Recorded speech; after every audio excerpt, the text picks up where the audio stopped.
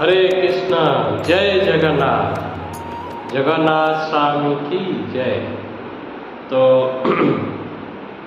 आपण समस्ते जानी आसंता काली बहुत सुंदर जगन्नाथ सुंदर तिथि हवा जाऊँगी जहाँ ना हूँ स्नान यात्रा महामहोत्सव की जय। तो तेबे जगन्नाथ स्नान यात्रा संपर्क में आज वीडियो तेबे वीडियो आरंभ करने पूर्व तो प्रथम आपण मानक कही रखुच्छी मोर YouTube channel food for thought. तो आपण मैंने जदि वीडियो आपको भल लगुच ताले शेयर करूँ, सब्सक्राइब करूँ, लाइक करूँ। तेबे आम समस्ते जानते ओडिशार गौड़मणि जय जगन्नाथ जगन्नाथ स्वामी तर स्नान पूर्णिमा व स्नान यात्रा। तेबे यह पक्षर बहुत पौराणिक कारण मान रही एवं बहुत लीला भी रही। तो आम गोटी गोटी कर प्रत्येक लीला को वर्णना करवा। प्रथम लीला हूँ स्नान यात्रा कहले कौन, कहीं भगवान स्नान करती, स्नान कौन विशेषता रही।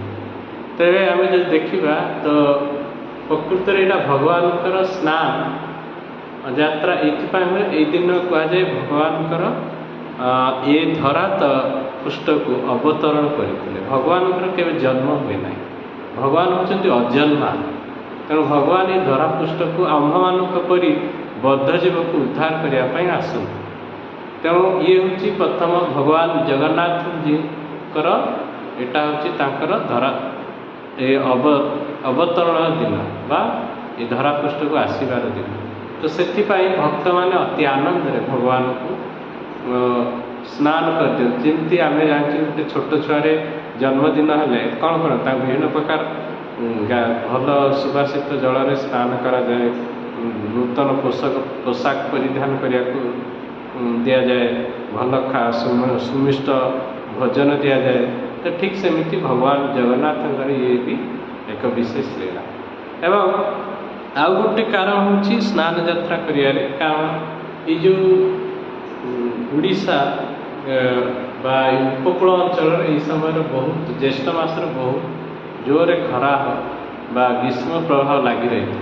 तो से भगवान एठू त्राही पाइबापी कौन करती से सुबासित 108 गरा ठंडा गरा पानी रे निजको निज सारा शरीर में निजको स्नान करा। तो कले कौन हुए ना भगवान ये ठंडा उपशम हुए। किंतु प्रकृत पक्षे कौन हुए स्नान यात्रा परे परे भगवान कौन हुए ना हठात जेहेतु आम मानक अनुभूति अच्छी जदि आम पूरा अत्यधिक गरम सीझिकी आसता हठात आसी बाथरूम रे गाधी पड़ा तो आमको ज्वर आसी जाए। ठीक सेमती भगवान ये मानवीय लीला कर अवश्य भगवान कौन ज्वर आसबार संभावना ना कि भगवान ये मानवीय लीला कर। तेणु से भगवान को ज्वर आसी जाऊँ फल कौन हो भगवान वर्तमान पूरा ज्वर अणवसर नीला। तो अणवसर कहले कौन अन्न अवसर माने अवसर कहले सुजोग। तो दर्शनर सुजोग वंचित कराती भक्तमान। तो यही समय भगवान अन्य एक कारण जे भगवान जेहेतु एते 108 गरारे निजर ये शरीर जेहेतु स्नान करी तेणु जो शरीर सजा होता है जेहेतु यहाँ दारू तैयारी होता है तेणु से विभिन्न प्रकार रंग लेप बाहरी जाए। तेणु ये जो अन्नवस्त्र लीला भगवान पुनः आउ थे पूरा सुंदर भाव चित्रित कराए जोटी लेप बाहर जाए लगा जाए। और ये विशेष सेवा ये जो नीतिदिनिया पंडा मान करते। तो ये विशेष सेवा शबर जातिर विश्वावसुर वंशधर माने ये विशेष सेवा करती। तेणु से भगवान आम लोक मैंने कहते जे जाति प्रथा हिंदू धर्म रे जाति प्रथा अच्छी छुआ उछुआ भेदभाव अच्छे। यही देखो जगन्नाथ आमको शिखौं जे भगवान ठारे किए बड़ किए सान सेमती कहीं ना जी भक्तिर सहित भगवान को डाकी पारा से भगवान तार कथा कथा भी शुणुते। जमी आम देखिए आम ओडिशा भी दासिया बाहु गोटे नीच जातिर ତେଣୁ ସେ ଚାହୁଁନଥିଲେ ମୁଁ ମନ୍ଦିର ଯାଇକି ଭଗବାନଙ୍କୁ ନଡ଼ିଆ ଦେବା ପାଇଁ। ସେ ଜଣକ ହାତରେ ଦେଇଥିଲେ, ଭଗବାନ ଦାସିଆ ବାଉଡ଼ିରେ ନଡ଼ିଆ ଦେଇଥିଲେ। ତେଣୁ ଭଗବାନ ଭକ୍ତ ବସଳ ଏବଂ ଜଗନ୍ନାଥ ଆହୁରି ଭକ୍ତ ବସଳ। ଜଗନ୍ନାଥଙ୍କର ଯେଉଁ ରୂପ, ଏ ବିଶେଷ କରି ଭକ୍ତ ବିଧୁରା ରୂପ, ଭକ୍ତ ବିରହରେ ଭଗବାନଙ୍କର ଆଖି ବଡ଼ ବଡ଼ ହେଇଯାଇଛି। ତେଣୁ ଇଏ ହେଉଛି ଜଗନ୍ନାଥଙ୍କର ଲୀଳା। ତେଣୁ ସ୍ନାନ ଯାତ୍ରା ପରେ ପରେ ଆଉ ଗୋଟେ ଆମେ ଦେଖିବା ଯେ ସ୍ନାନ ଯାତ୍ରା ସରିଲା ପରେ ଭଗବାନଙ୍କୁ ହାତୀ ବେଶରେ ବା ଗଜାନନ ବେଶ କୁହାଯାଏ। ହାତୀ ବେଶ କରାଯାଏ।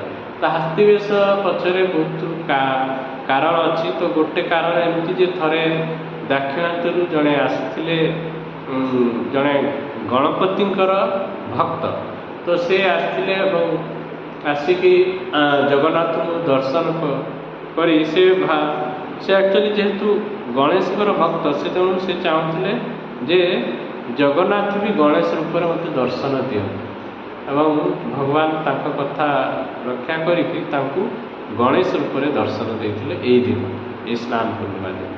ଏବଂ ଗଣେଶ ରୂପ ହାତୀ ବେଶ ଧାରଣ କରିବାର ଆଉ ଗୋଟେ ରିଜନ୍ କୁହାଯାଏ, ଯେହେତୁ ଭଗବାନଙ୍କର ଶରୀରରେ ଏତେ ପାଣି ଢଳା ହେଲା ପରେ ତାଙ୍କର ସବୁ ବିଭିନ୍ନ ପ୍ରକାର ରଙ୍ଗର ଲେପ ଇଆଡ଼େ ସିଆଡ଼େ ଲାଗିଯାଇଥାଏ। ତେଣୁ ତା ମୁହଁକୁ ଆଚ୍ଛାଦିତ କରିବା ପାଇଁ ଏଇ ଯେଉଁ ହାତୀର ବେଶ ହିଁ ଠିକ୍ ଥାଏ। ତା ଫଳରେ ଭକ୍ତମାନେ ଅତି ସୁନ୍ଦର ଭାବରେ ଦେଖିପାରନ୍ତି।